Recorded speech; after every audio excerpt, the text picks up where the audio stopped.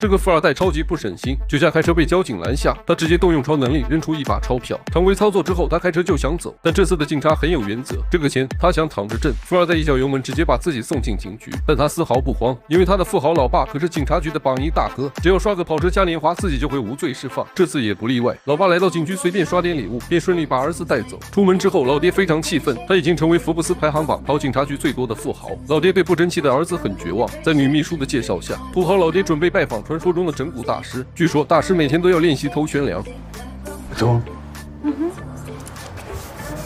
原来这只是一个机关，大师最擅长导演，尤其是导演真人秀。土豪向大师说了下自己傻儿子的情况，大师听后当即制定出一套真人秀剧本。首先把富二代的跑车拖走，让其失去泡妹的2条腿，趁富二代追车的功夫，提前埋伏好的演员在一厢将其麻醉。当富二代再次醒来，发现自己身处19世纪，周围乌泱泱的人全都是演员，跟很多穿越剧一样。富二代醒来后提出灵魂3问：我是谁？我在哪？我的跑车哪去了？出演奴隶的演员自然无法回答，而主演之一的农场主给出了答案。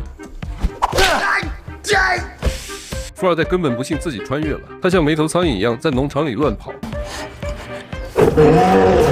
他绝对想不到，这头熊也是个老演员了。富二代心态崩了，他让导演快点出来，不然他就报警了。就在这时，管家来了，管家一个回手刀将富二代制服。由于刚才富二代有越狱行为，根据当地的法律要处以绞刑。富二代大喊想找个律师，但根本没人理他。眼看刑台上有2个人刚被处决，此时的富二代终于意识到问题的严重。就在富二代即将被处决的时候，农场外一身红衣的女子冲进刑场，她是农场主的女儿。此女胸襟宽广，待人和善，最看不得有人滥用私刑，因此富二代得救了。但他不知道的是，这其实是导演给他安排的感情线，2人即将擦出爱情的小火花。与此同时，天空上的劳伦正准备回家，并不是因为飞累了，主要是因为没电了。其实这就是一台远程摄像机，所有工作人员都在实时观察着富二代的一举一动。在不远处的高塔上，大师向土豪保证，只要令郎按照我的剧本来，我保证他能洗心革面，重新做富二代。事实正如导演所料，富二代很快便适应了19世纪的奴隶生活。Алексей Дмитриевич! Вот молодец. 女人翻身下马，露出本命年的颜色。男人看完非常激动，因为红色底裤在19世纪根本没有，它一定是来自现代。富二代直接冲了过去，想要查个彻底，但翻了半天什么都没找到。原来女孩手速极快，把底裤藏了起来。富二代以为是自己太想家才导致的幻觉。事后，富二代找到女孩，真诚的道歉。虽然没得到女孩原谅，但暗中观察的富豪老爸可是感动够呛，因为这是败家儿子第一次跟人道歉。翠花虽然是个群众演员，但临场发挥却十分了得。富二代问她怎样才能原谅我，翠花说：“我都被你看光了。”除非你娶我。富二代瞬间懵了，翠花莞尔一笑，这原本是翠花的一句玩笑，可富二代却当真了。虽然情节非常浪漫，但这已经远远偏离剧本。按照正常流程，小美才是女1号。为了能让富二代跟小美擦出爱情小火苗，导演组当即给小美加了一场戏。剧情就是小美拒绝嫁给80岁富豪，决定跳河自尽，然后安排富二代路过英雄救美。剧情果然如导演所料，富二代救起小美，抱进马车里。接下来就是激情四射的床戏，可没想到富二代根本不吃这套。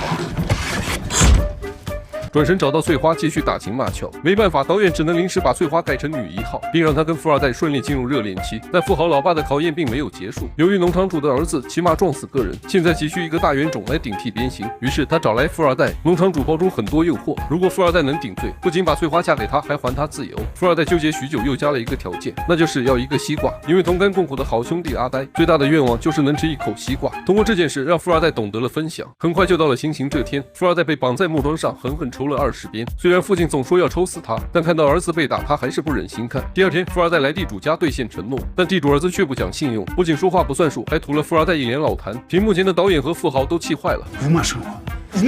本以为富二代会像老爹一样有血性，可长期养尊处优的生活让他变得欺软怕硬。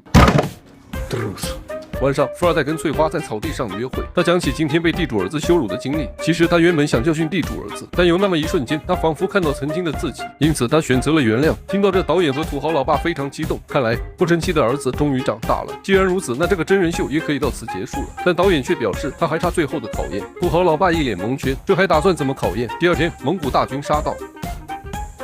19世纪的俄罗斯竟然出现大批蒙古大军，幕后导演组紧急开会，这他妈的不合理啊！但很快他们便打消疑虑，因为这场真人秀的主角历史考试从来不及格。蒙古大军前来，不仅要抢劫物资，还要带走村里最美的女人，而女主翠花就成了被带走的对象。但他们还有一个规矩，如果有哪位勇士愿意为女人出头，只要打赢己方最强壮的战士，就可以放了他。所有人都看向富二代，因为这一剧情就是为了改变他软弱的性格。如果他能为翠花出头，这场针对他的真人秀就能完美收官。眼看气氛都烘托到这了，我要稳稳的幸福，能抵挡末日的残酷，在不安的深夜。富豪老爹系的芝麻娘，这懦夫儿子可别说是我亲生的。然而这次导演却站在富二代一边，他问土豪：“你有没有相信过你儿子，哪怕一次？”原来想要改变懦弱是需要时间的，而这短短的几分钟，对于富二代来说已经足够了。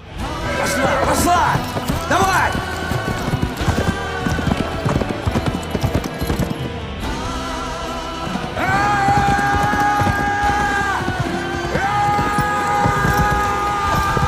Отошли от нее!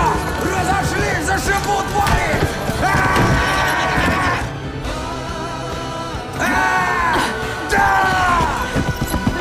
Я больше не делаю! 富豪老爹看得一脸激动，富二代带上翠花一路狂奔，他们跨过草原，越过树林，不知跑了多远，他们竟然碰到一个加油站。老板问他：“你的马吃几号草？”富二代一脸懵逼。就在这时，身后的狙击手将其麻醉。当富二代再次醒来后，他只感觉这都是一场梦。虽然重新回到现实世界，但他看着熟悉又陌生的一切，却怎么也高兴不起来。这天，他来到酒吧买醉，竟无意间看到地主的儿子。通过二人提供的线索，富二代终于找到思念许久的翠花。Все было по-настоящему. Я скучала. 二人拥吻在一起，富二代通过这次真人秀终于实现涅槃重生。屏幕前的你是否也在参加这样的真人秀呢？其实，在人生这场真人秀中，我们都是主角。